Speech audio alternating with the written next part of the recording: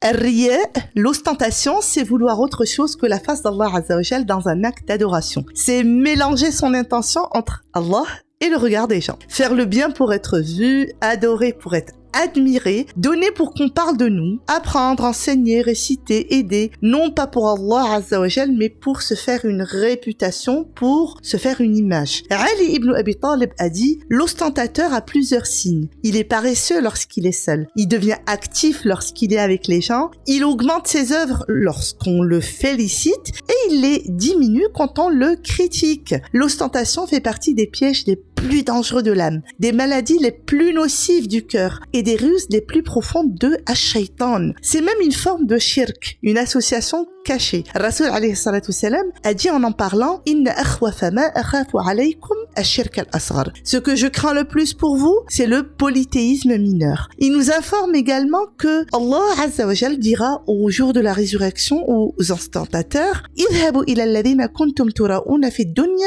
fanzuru hal tajiduna 'indahum jaza. Allez donc vers ceux pour qui vous faisiez vos œuvres dans la vie ici-bas et regardez si vous trouvez auprès d'eux une récompense. Et les ostentateurs seront parmi les premiers par lesquels le feu sera attisé parce qu'ils ont déjà pris ici-bas le fruit de leur acte, l'admiration, la réputation, les éloges. Dans un hadith, on apprend que les premiers jugés au jour de la résurrection, ça sera 3 hommes.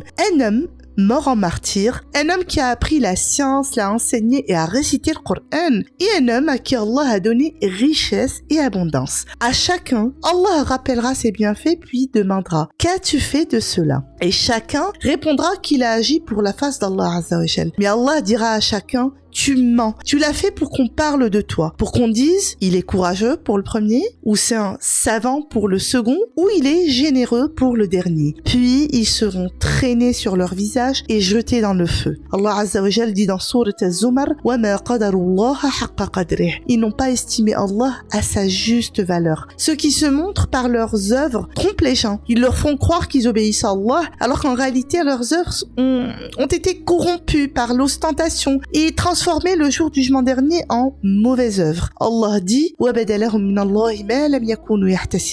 et il leur apparaîtra venant d'Allah ce qu'ils n'avaient jamais imaginé. Alors surveille ton cœur. Interroge ton intention avant de parler, avant de montrer, avant d'agir. Demande-toi pourquoi je fais cela. Pour Allah ou pour être vu, aimé, admiré, validé. L'œuvre sincère, même petite, a du poids auprès d'Allah. L'œuvre faite pour les regards, même immense, peut ne rien valoir.